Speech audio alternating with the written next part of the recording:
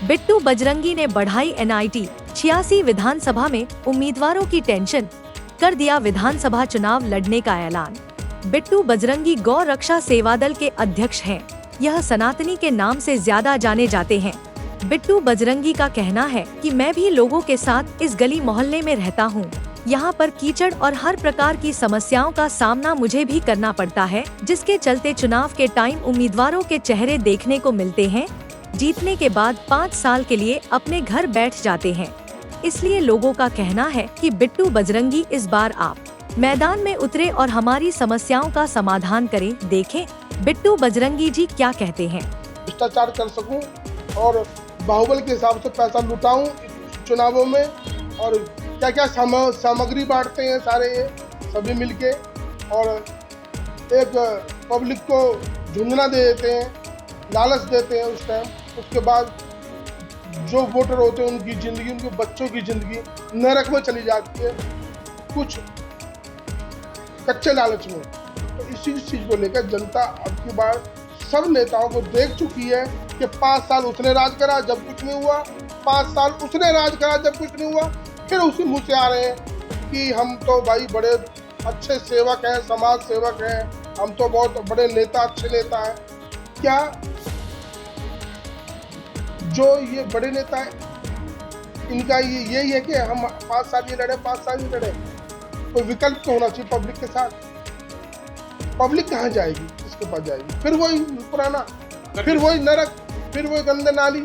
हमारा मजदूर तबका, हमारे व्यापारी, हमारी बहन बेटी, हमारे स्कूली बच्चे, सारा नरक हो चुका है NIT 86। अगर बिट्टू बजरंगी विधायक बनते हैं तो सबसे पहले NIT 86 की ऐसी कौन सी समस्या है जो सबसे बड़ी समस्या मानते हैं और उसी को सॉल्व करने का प्रयास करते हैं? देखो समस्या तो बहुत सारी है, एक समस्या हो तो, और सारी समस्या पहले नंबर पे है, कोई आगे पीछे नहीं है कि पहले ये पहले ये, इतनी समस्या है।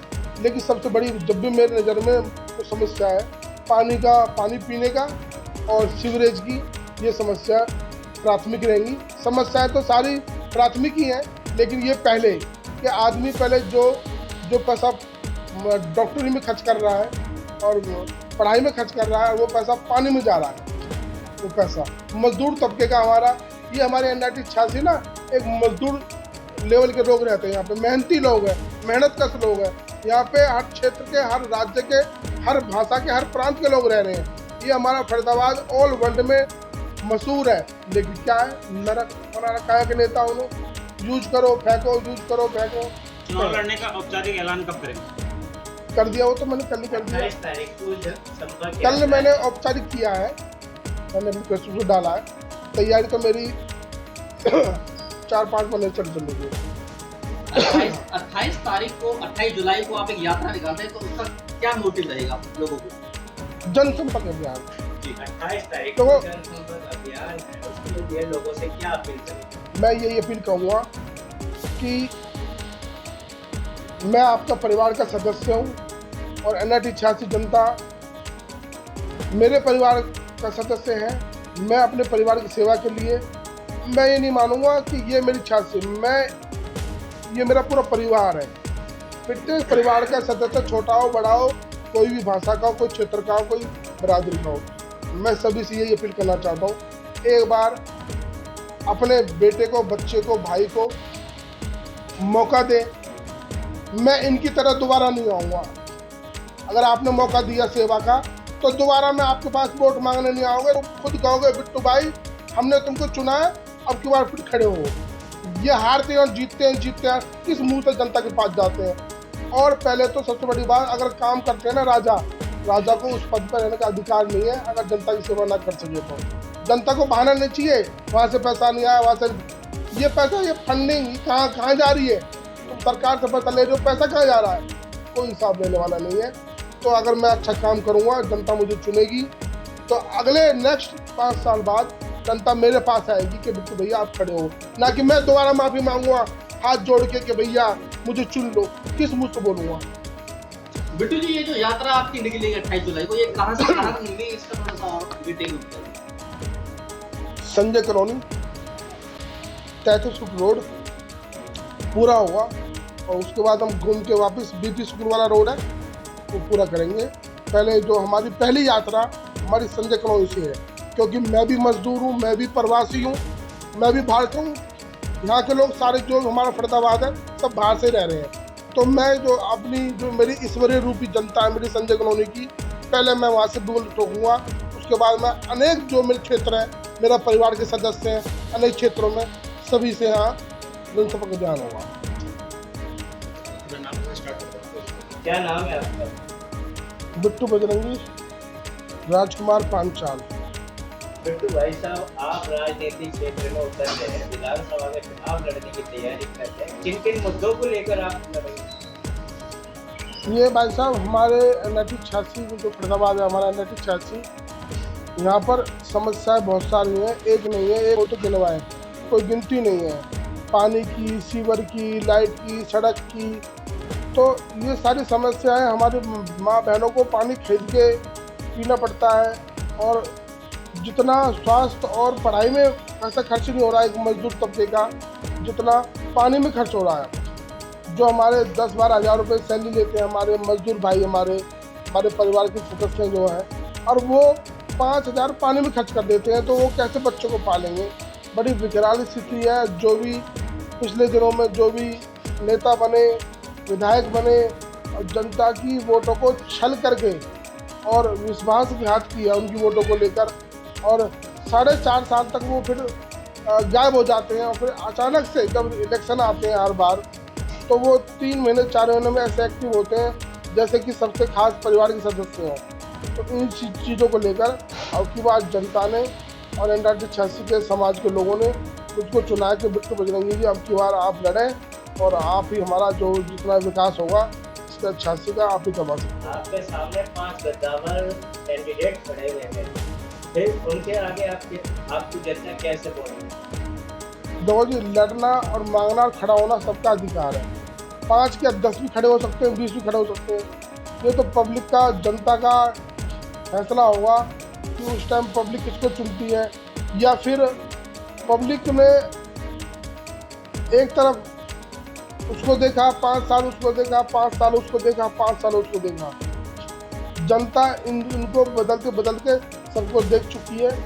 इसीलिए मेरे को विकल्प के तौर पर देखा जा रहा है कि भाई अब की बार हमने बजरंगी को चुनना है। बजरंगी जो हमारे बिट्टू बजरंगी हैं समाज ने, क्योंकि सब नेताओं को देख लिया, तो इसलिए विश्वास जताया समाज ने, और मैं समाज की विश्वास पर खड़ा उतरूँगा और जन समस्या को निदान करवाऊंगा। बिट्टू जी, बात करें हरियाणा में पिछले 10 साल से बीजेपी की सरकार है, और कहीं ना कहीं सरकार ये वायदे करती है कि डबल इंजन सरकार है और फरीदाबाद में विकास की लहर चल रही है, तो इस बारे में क्या कहना चाहिए?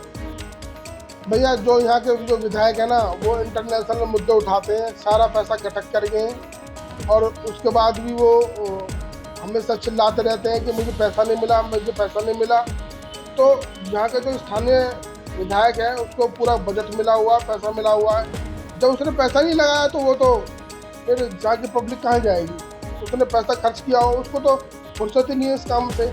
इंटरनेशनल मुद्दे उठाना, जैसे कि जॉर्ज बुश का मुद्दा उठाना, अमेरिका का, थाईलैंड का और रूस का, यानी कि ऐसे मुद्दे उठा रहे हैं, चीन का, यानी कि यहाँ ये लग रहा है कि जैसे कहीं इंटरनेशनल नेता बनने के चक्कर में। लेकिन समाज की जो जनता हमारे NIT 86 की, इनके जुमलों को पहचान चुकी है, इनकी नौटंकी बात जो है ये इनको समझ चुकी है। अब की बार इनका डमरू नहीं बजने वाला, जनता इनको अच्छी तरह से नकार चुकी है।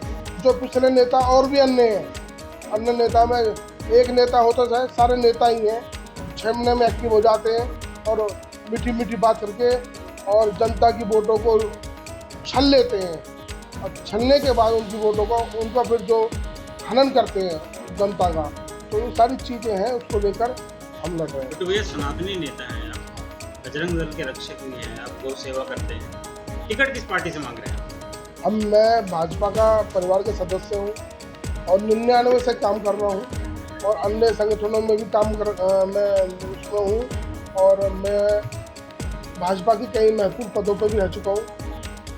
मैं अपने परिवार से ही पहले टिकट मांगूंगा, और मुझे आशा है, विश्वास है कि जो शीर्ष नेतृत्व है मुझे इस पर सेवा का मौका। लेकिन देखा गया कि विगत 2-3 महीनों में भाजपा में इतने नेता आ गए हैं जो अपने आप को दावा करते हैं कि विधानसभा के दावेदार हैं, तो ऐसे जो नेता हैं जो उभर के आते हैं, क्या कहेंगे उनके बारे में?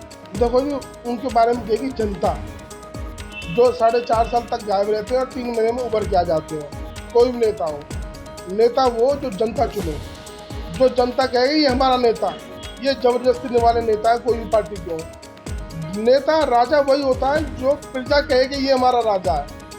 अब तुम जबरदस्ती अपने आप को कह रहे हो हम राजा हैं, मैं आपका बेटा, बच्चा, विधायक, अरे वो तो सबको पता है तुम कौन हो। बताने की क्या जरूरत है कि बच्चा है, बेटा है, विधायक है, ये बार बार बोलने की क्या जरूरत है, सबको पता है। आप ऐसा काम करो ना जो लोग आपको बुलाएं कि हमारे विधायक साहब ने आज ये नाली का पानी, ये सड़क का पानी, खड़े होकर पानी कम करवा दिया, सड़कें बनवा दी, पानी मीठा बनवा दिया, मीठा करवा दिया, ये सारी चीज़ें।